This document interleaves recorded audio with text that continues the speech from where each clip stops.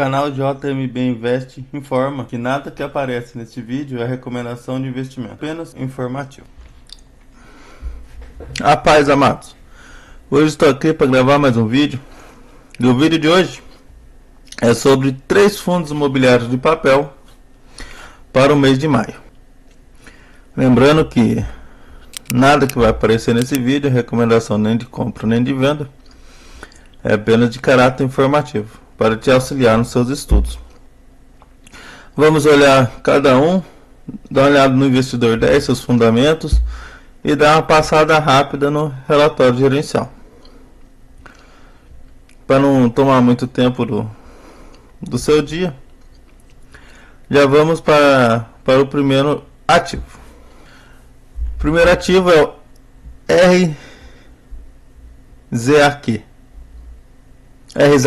11, está com a cotação de R$ 82,32, está com o dividend yield de 16% e o PVP 0,95, e tem a liquidez diária de R$ 1 milhão, e a variação dos últimos 12 meses de 12% positivo.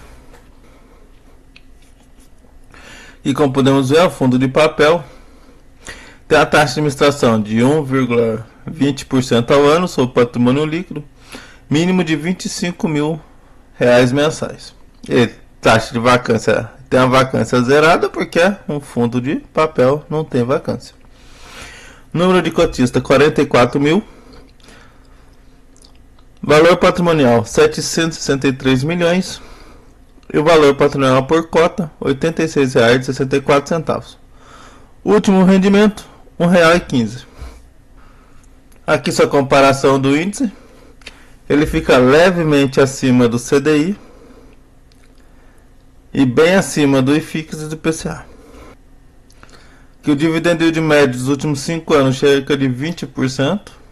Em janeiro ele pagou um dividendo extraordinário, que 1,77. Em fevereiro ele pagou 1,20. Março 1,30. E em abril 1,15. Podemos ver aqui desde outubro de 2024 ele vem pagando acima de R$1. Vamos lá dar uma olhada no seu relatório gerencial agora.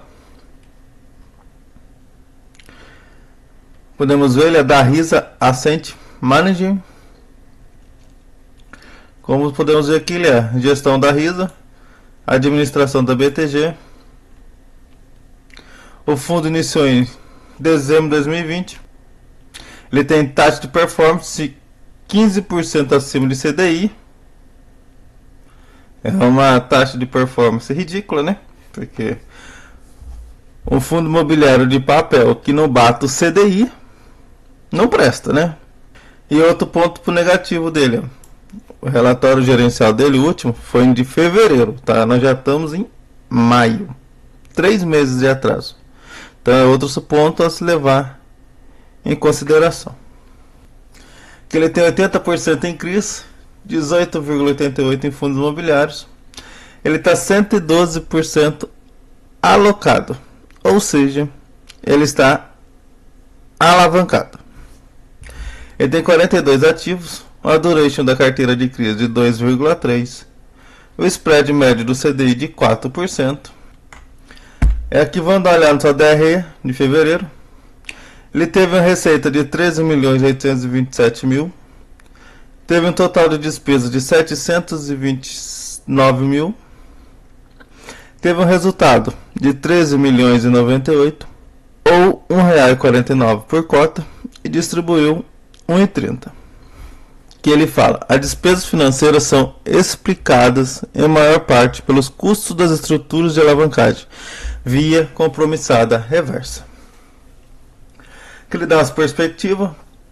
Se você quiser que eu traga o relatório gerencial dele completo, assim que saiu de março, eu peço que você comente aí, deixe um comentário embaixo falando que está aqui que é o relatório, e ajude a bater pelo menos 10 likes no vídeo. Aqui é a indexação do portfólio.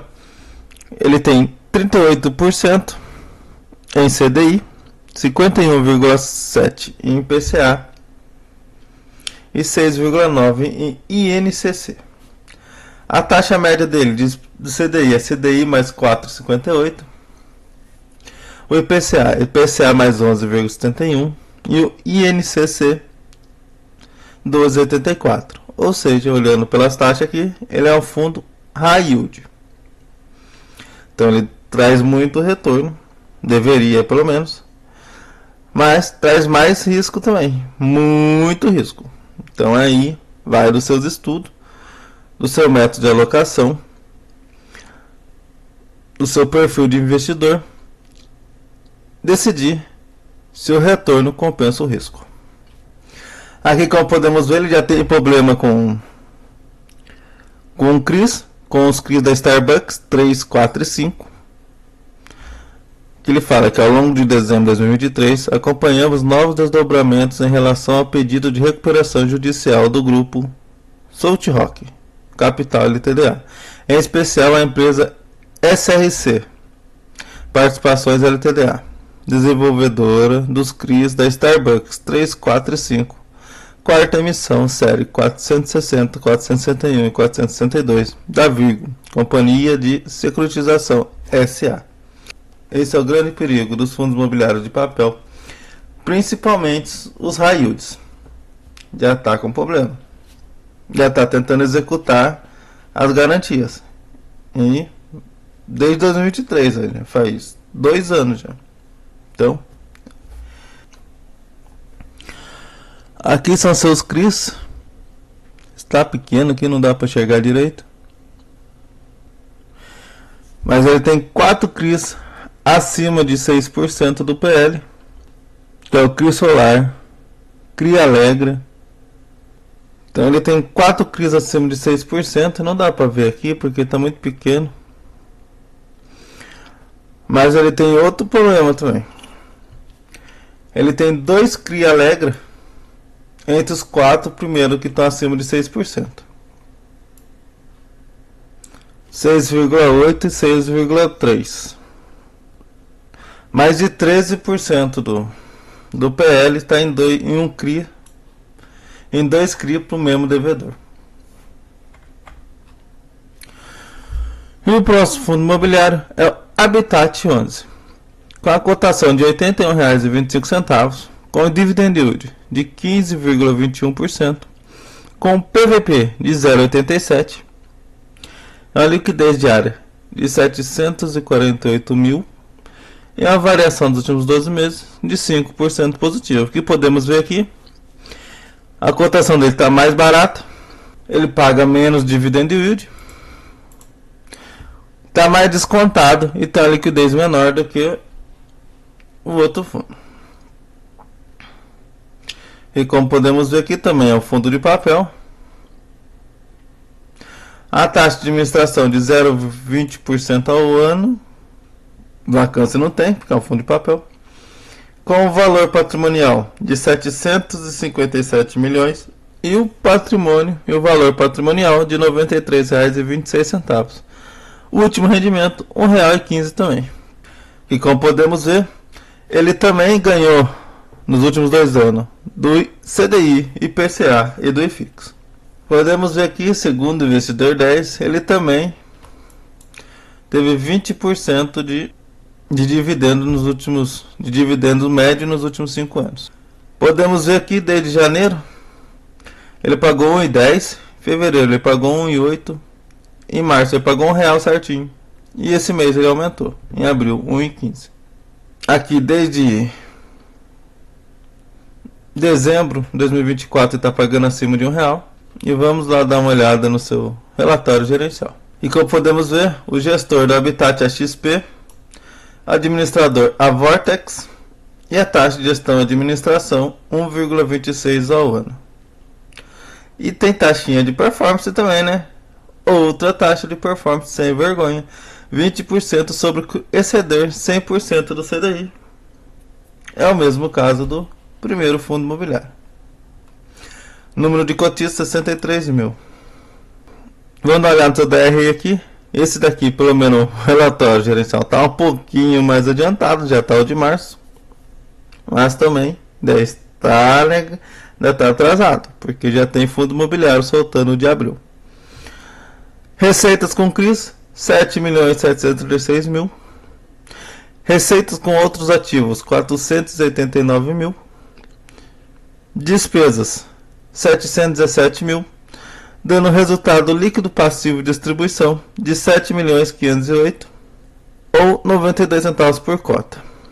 E ele distribuiu 8.126.000. R$1 por cota. Lembrando que esse daqui é referente a março. Ou seja, ele distribuiu mais do que ele arrecadou. Então é um ponto para ficar alerta. Se a gente vê no semestre aqui, ó, ele teve um resultado de 25.278.000 e distribuiu 25.843.000. No semestre ele usou 7 centavos de reserva. Mas agora em março ele teve um resultado de 92 centavos e distribuiu R$1. Aqui o que pode ter acontecido é que ele pegou o IPCA do mês de janeiro, que foi 0,16, se eu não me engano. Em abril, ele já deve estar usando o de fevereiro, que foi acima de 1%. Então, por isso que ele aumentou 15 centavos de dividendos. E vamos ver na sua DRE, provavelmente ele fez um resultado bem maior que isso. Aqui a composição do portfólio. Ele tem 92% em CRI, 4,6% em FIIs e 3,3% em liquidez, ou famoso caixa. Que as securitizadoras, ele tem 43% da Virgo e 29% da Opera. A indexação dele, 82% do PL, como já vimos lá em cima, IPCA mais 11,2% e 2,77% é CDI mais 5,28%. Como podemos ver, mais um fundo imobiliário high yield. Mais uma vez, lembrando, nada que aparece nesse vídeo é recomendação nem de compra, nem de venda. Aqui ele é um fundo levemente diversificado. Só temos que ficar esperto com os 4 primeiros CRIs. E aqui estão 2 CRI da Infinity, dá cerca de 7,5% do PL, os dois. E os 2 CRI da GR Group, dá 5%. Ele tem apenas um CRI, que é acima de 5%, na verdade é certinho 5% do PL, que é esse Porto 2 Life. E vamos lá para o terceiro fundo, lembrando que não está em ordem. E o terceiro fundo é o JSCR11, com a cotação de R$ 8,10, ou seja, é o único FII base 10 da lista. Tem um dividend yield dos últimos 12 meses de 11%. É um que está pagando menos de 1% ao mês. PVP de 0,88 e a liquidez diária de 516.000. E uma variação negativa em 3,5%. E é o único que está com a variação negativa também do último ano. Que é o fundo de papel. Ele tem apenas 3.821 cotistas. Ele tem um valor patrimonial por cota de R$ 9,33 e apenas 206 milhões de patrimônio de valor patrimonial. E o último rendimento, 10 centavos. Nós vamos ver no relatório dele por que a taxa dele está só 11%. Aqui, como podemos ver, que no índice dos 2 anos ele está negativo. Mas é porque ele não tem nenhum ano ainda de vida. E esse dividendo médio em 5 anos é falso, porque ele não tem 5 anos ainda. Ele começou a pagar os dividendos em julho de 2024. Na verdade, ele começou a pagar dividendos em agosto de 2024. E desde fevereiro, ele está mantendo 0,09 centavos e meio. Vamos ver quantos que ele estaria pagando de dividendos, já que... Vamos fazer o valor da cota. Vamos ver quanto que ele pagou esse mês. Se ele manter durante o ano pagando esse valor, daria um dividendo de 14%. Se ele manter esses 9 centavos e meio durante o ano, a cotação a esse valor. Vamos ao relatório gerencial para acabar com o vídeo.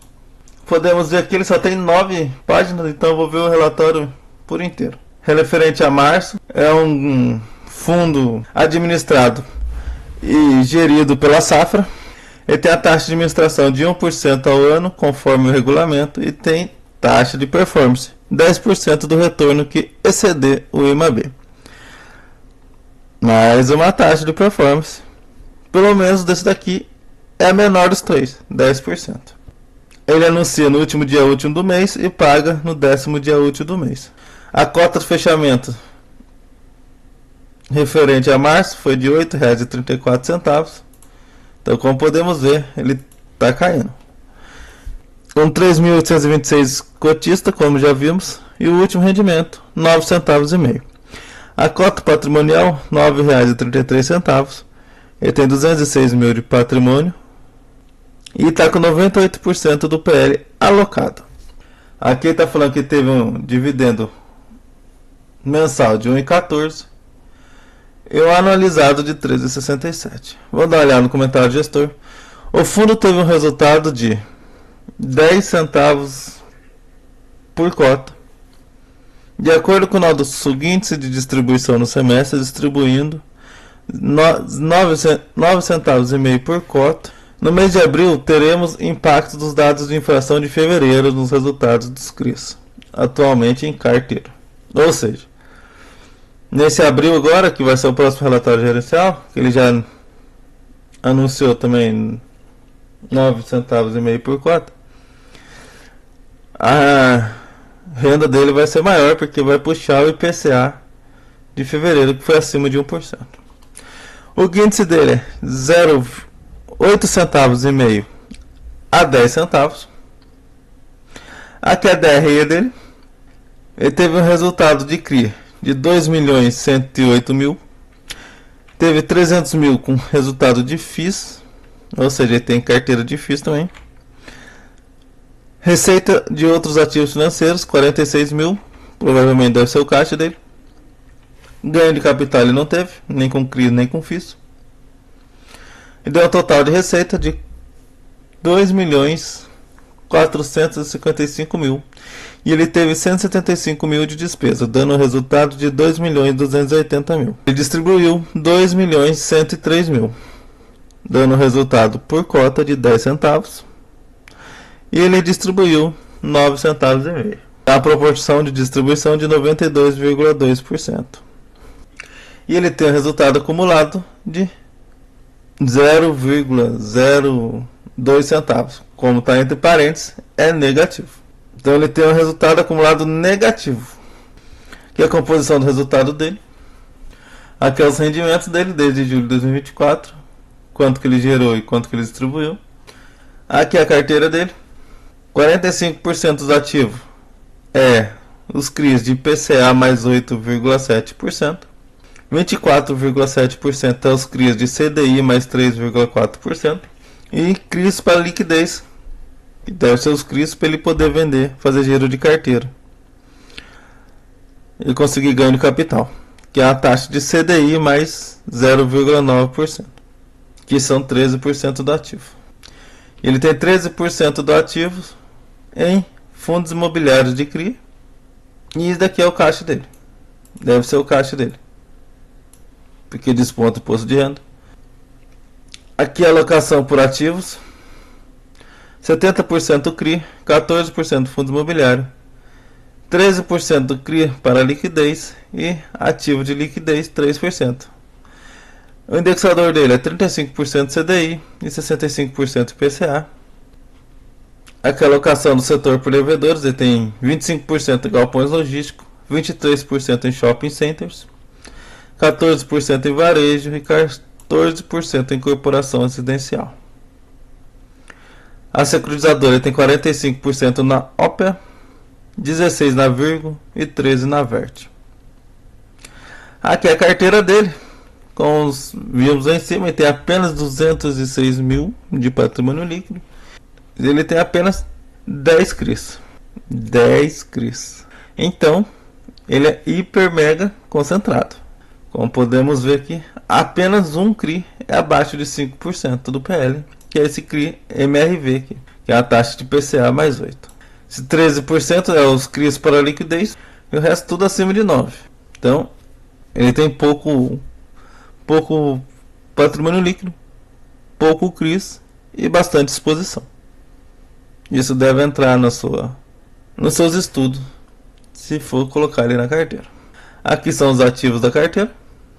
E ele não fala nada dos fundos imobiliários que ele tem na carteira. E deixa aí no comentário se você tem algum desses fundos. Se não tem, se pretende estudar eles. Se você quiser o relatório gerencial detalhado dos dois primeiros fundos imobiliários, deixa aí no comentário também. E se esse vídeo tiver mais de 10 likes e o comentário pedindo, eu trago o relatório gerencial detalhadamente. Bom, esse foi o vídeo. Espero que vocês tenham gostado. Espero que esse vídeo tenha sido útil. E se foi útil, eu peço que você se inscreva no canal. Deixe o like.